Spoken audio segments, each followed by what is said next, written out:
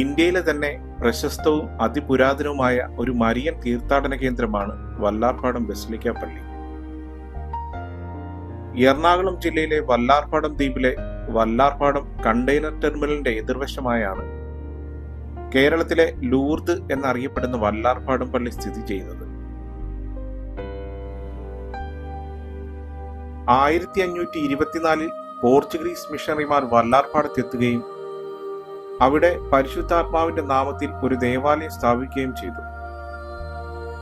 പരിശുദ്ധാത്മാവിന്റെ നാമധേയത്തിൽ സ്ഥാപിതമാകുന്ന ഏഷ്യയിലെ ആദ്യ ദേവാലയമായിരുന്നു വല്ലാർപാടം പള്ളി.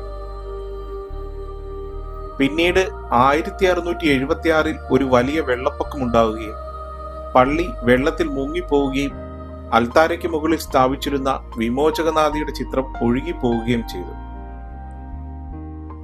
അന്ന് കൊച്ചി ദിവാനായിരുന്ന രാമൻ പാലിയത്തച്ഛൻ ഈ ചിത്രം കായലിൽ നിന്ന് വീണ്ടെടുത്ത് പള്ളി അധികാരികളെ ഏൽപ്പിക്കുകയും പുതിയ പള്ളി പണിയുന്നതിനായി സ്ഥലം ദാനമായി നൽകുകയും ചെയ്തു. തുടർന്ന് വിമോചകനാഥിയുടെ നാമത്തിൽ പുതിയ ദേവാലയം സ്ഥാപിക്കുകയും വീണ്ടെടുത്ത മാതാവിന്റെ ചിത്രം അൽത്താരയിൽ പ്രതിഷ്ഠിക്കുകയും ചെയ്തു.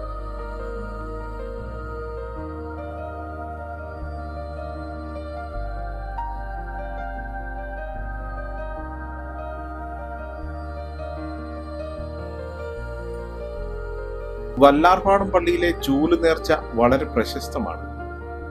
മാതാവിനടിമയായി ചൂലുകൊണ്ട് പള്ളിയുടെ മുറ്റം വൃത്തിയാക്കിയാൽ ആഗ്രഹിച്ച കാര്യം നടക്കും എന്ന് വിശ്വസിച്ചു പോലും. ഈ ആചാരം ആരംഭിക്കുന്നത് വല്ലാർപാടം പള്ളിയിൽ നടന്ന ഒരു വലിയ അത്ഭുതത്തെ തുടർന്നാണ്. 1752 മെയ് മാസത്തിൽ മീനാക്ഷി എന്ന യുവ നായർ വനിത തന്റെ 1 വയസ്സുള്ള മകനോടൊപ്പം വഞ്ചിയിൽ മട്ടാഞ്ചേരിയിലെ ക്ഷേത്രത്തിലേക്ക് ചോറൂട്ട് കർമ്മത്തിനായി പോവുകയായിരുന്നു. എന്നാൽ പെട്ടെന്നുണ്ടായ കാറ്റിലും പേമാരിയിലും പെട്ട് വഞ്ചി മറിയുകയും മീനാക്ഷിയമ്മയും കുഞ്ഞും കായലിലേക്ക് വീഴുകയും ചെയ്തു. വെള്ളത്തിലേക്ക് താഴ്ന്നു പോകുന്നതിനിടയിൽ വല്ലാർപാടം പള്ളിയിലേക്ക് നോക്കി വല്ലാർപാടത്തമ്മയെ രക്ഷിക്കണേ, എന്നെയും കുഞ്ഞിനെയും രക്ഷിച്ചാൽ ജീവിതകാലം മുഴുവനും അമ്മയ്ക്ക് അടിമയായിരുന്നോളാം എന്ന് നിലവിളിയോടെ പ്രാർത്ഥിച്ചു.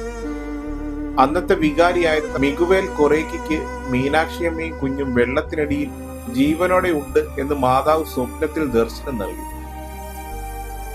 മാതാവ് സ്വപ്നത്തിൽ നൽകിയ ദർശനത്തിലെ നിർദ്ദേശമനുസരിച്ച് മീനാക്ഷിയമ്മയും കുഞ്ഞിനെയും രക്ഷിക്കാൻ അച്ഛന്റെ നേതൃത്വത്തിൽ നാട്ടുകാർ കായലിൽ വലയിട്ടു. വലയിൽ കുടുങ്ങിയ മീനാക്ഷിയമ്മയും കുഞ്ഞും ജീവനോടെ ഇരിക്കുന്ന അത്ഭുതകരമായ കാഴ്ചയാണ് നാട്ടുകാരും അച്ഛനും കണ്ടത്. വല്ലാർപാടത്തമ്മയാണ് തങ്ങളെ രക്ഷിച്ചതെന്ന് മീനാക്ഷി സാക്ഷ്യപ്പെടുത്തി.